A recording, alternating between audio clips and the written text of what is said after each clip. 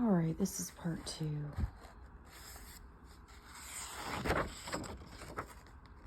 That's Kenny Rogers and Micheal and Diana.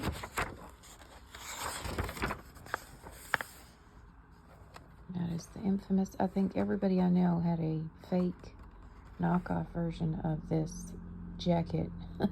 I only know one person that had an actual leather replica. The other ones were made of that. It wasn't even pleather. It was, we called them garbage bag material. There's Billie Jean. I always liked the light up floor. I had a chance to buy a light up dance floor at one time. I thought, where the heck would I put that? But I wanted it. It reminded me of Billie Jean.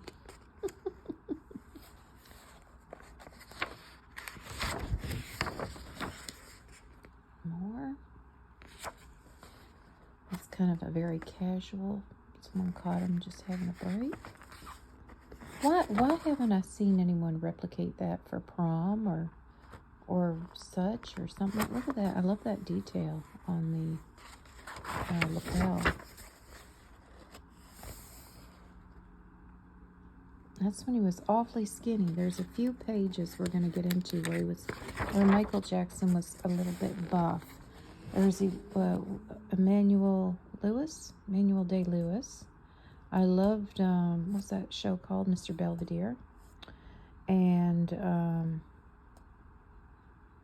Mr. Belvedere. What am I thinking of? Not Mr. Belvedere. Webster. Dear goodness. Okay. This is at the Grammy Awards or...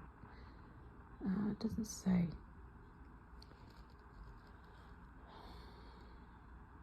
This is, Micheal wrote and produced Diana Ross's Muscles. I'm not quite familiar with that song. I'll look it up after. And he narrated the storybook album E.T. the Extraterrestrial and recorded a second epic solo album, Thriller. Doesn't say the year. This is kind of one of those generic books where it's not really detailed. I've got to get a better book, like a better...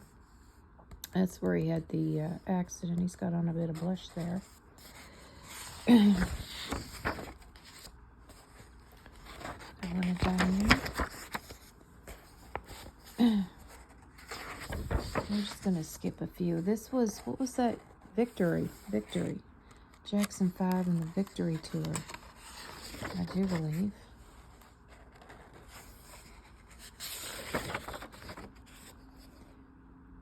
They all are there. Jackson 5.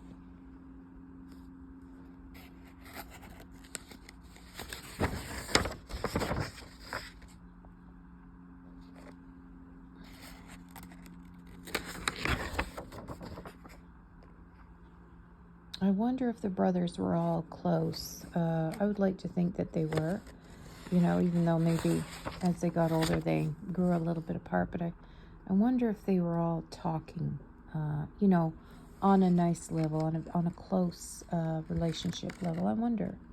Because I know for a while they were all kind of disputing with each other. Micheal does not look well here. He looks very stressed. Even here, this must have been a very rough period of time.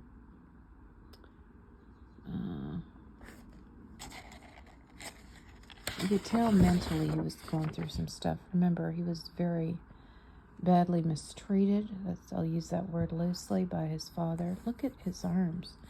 I believe that Joseph probably had good intentions for them, that he wanted his boys to have, and Janet, of course, to have opportunities, but I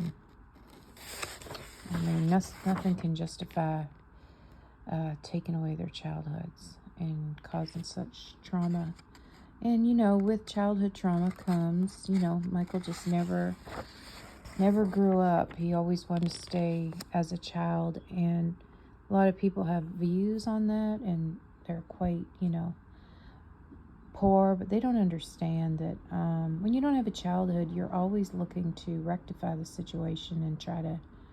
You don't want to grow up because you didn't have a childhood. You know what I mean? You don't feel like it. You want to stay innocent and childlike, and you know, going out to fancy dinners and things like that that's not what you want to do. You want to watch movies and have fun all the time. Some people just will never understand. I forget who this actor is. I just found out who he was a while back, and I don't remember, so obviously that is Kenny Rogers, Michael, Diana Ross, and Quincy Jones. But I wish, like, this book doesn't tell you who's here, right? I need a good book that'll do Michael's memory, or memory justice. I always love the sequins because, again, under the lights, they cause a lot of glimmer. This is the only outfit I never liked Michael in, was this military-esque, like, and I know Janet had her take on that fashion bit too. Look at how ripped he is here, how strong and healthy he was. This is his peak in his prime. I have heard he had issues with food and things like that. But I think it just might have been from just dancing all the time and very, being on tours and things like that. Yeah, so that was just a little glimpse of this book. It was I bought it when I was, I don't know, grade 4 or grade 5 maybe. It was just $6.99 at Kohl's.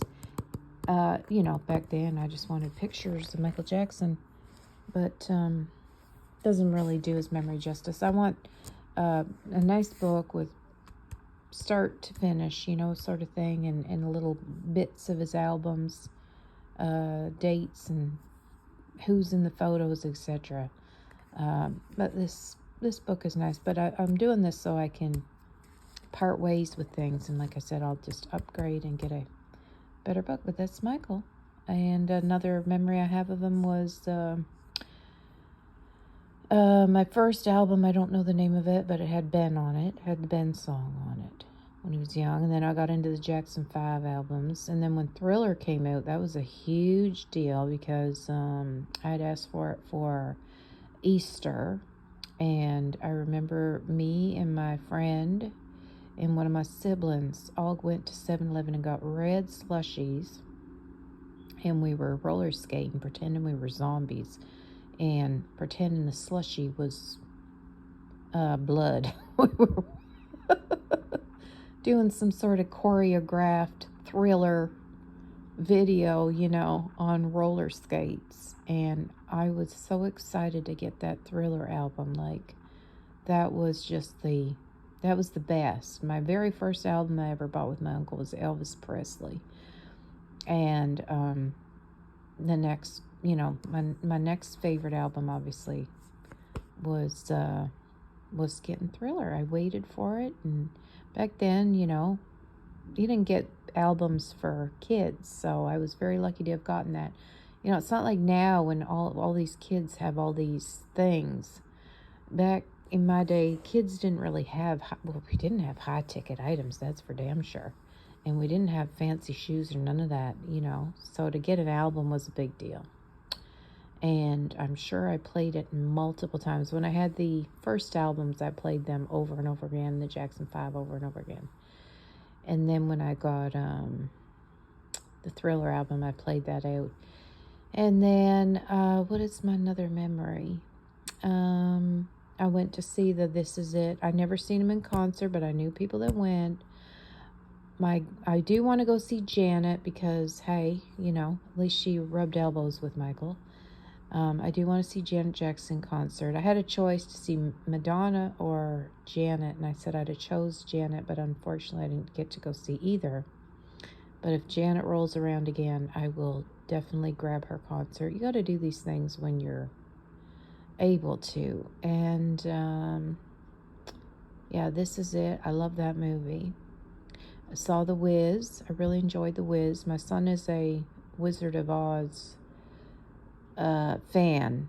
But I like, The Wiz, even though it's wasn't on the production scale that The Wizard of Oz was, it was still great. I believe I watched that on TV with Diana Ross, Micheal Jackson, and I forget who else, but it was fun. The Wiz was a lot of fun, What other memories do I have of them? I don't know. I can't think anymore. But I remember getting the call from my friend. I was out and about, and I got a call from my friend, who is a very dear friend to me. We've known each other for, I don't know, 35 years. And he said, "Did you get the news?" And I said, "No, what?" And I was in a meeting, and I said, "No, what?" Now, that was the big thing. I wondered why he was calling me. And he said, "Did you hear the news? Micheal Jackson." I said, "Oh my gosh, what about Micheal Jackson?" Remember, Micheal Jackson was only 50-something when he passed. And he said, "Micheal Jackson has passed." And everybody said my face went white, like I'd seen a ghost. And I was really, I heard someone say the other day they were devastated by, certain celebrities passing as well.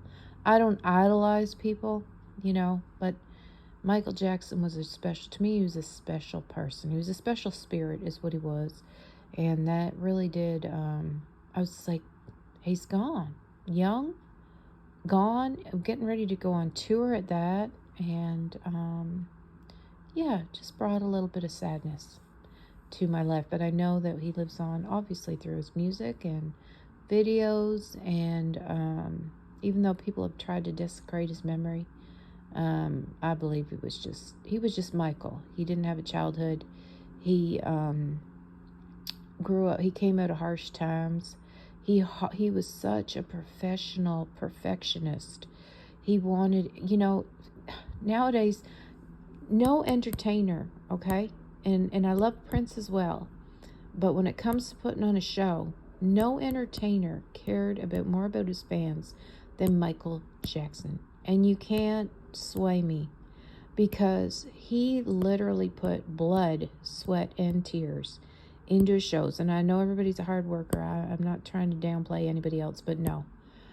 People have brought this up in conversation before. Are we ever going to have another Micheal Jackson? I hope, but I highly doubt it. I highly doubt it. No one will ever beat Micheal Jackson's showmanship. He literally, every show, he didn't get some half-ass, one night and then the next night was a little better. No, he put everything into every move that he made. And for that, I think he is and will always be the greatest entertainer in the world.